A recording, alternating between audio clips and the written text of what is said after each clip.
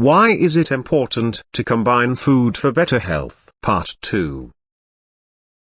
Now that we've gone over the reasons why proper food combining is important and the groups of foods, let's go over the principles of mixing these items properly. Food combining, rules to follow. To avoid fermentation in the intestines, indigestion, water retention and toxicity. To apply these simple techniques in eating for health. 1. Eat sweet fruits with other varieties of sweet fruits only. They may combine with subacid fruits too. Eat acid fruits alone or with lettuce and celery. In little quantities they may combine with avocados or nuts and non-starchy vegetables. 3. Avocados and olives best eaten with non-starchy vegetables. I believe mashed avocados combine great with boiled potatoes. 4. Melons, as a rule eat alone or leave alone. Food combining, combinations to avoid. When practicing proper food combining as rule for eating healthier, these are some combinations you especially want to avoid. 1. Starch and acid,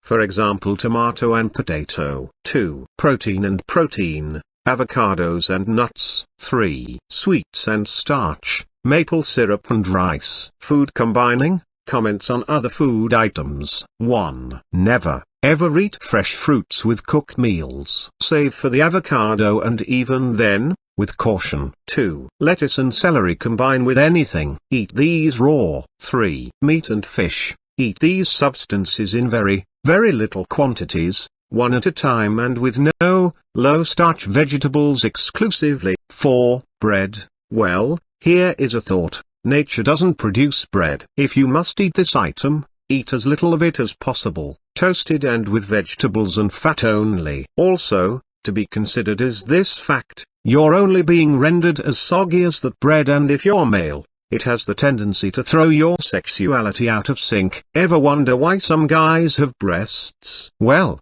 bread is piled with a high amount of estrogen, a female hormone. So do yourself a favor and eat of it no longer. I have read that rye, spelt and unyeasted breads might be okay in moderation. 5. Grains, eat as little as possible of grains and when consumed, combine them with vegetables only. Food combining, final suggestions and closing thoughts. 1. Never eat until you're hungry, and guidelines to know when you are in true hunger are as follows. The stomach aspires. The mouth salivates even at the sight of plain lettuce. The mind is happy and clear. It happens usually afternoon when the body is its building stage. 2. Do not drink liquids of any kind with your meals. It only dilutes the digestive juices in your stomach, leading to indigestion and constipation. 3. As a rule of thumb, don't drink anything but water an hour or two prior to and hour after eating your meals. 4. One truth regarding the conditions of the human blood found out by medical doctors is that acidity is a sign of disease. This readily happens with the mixed eater when he fills his stomach daily with meat,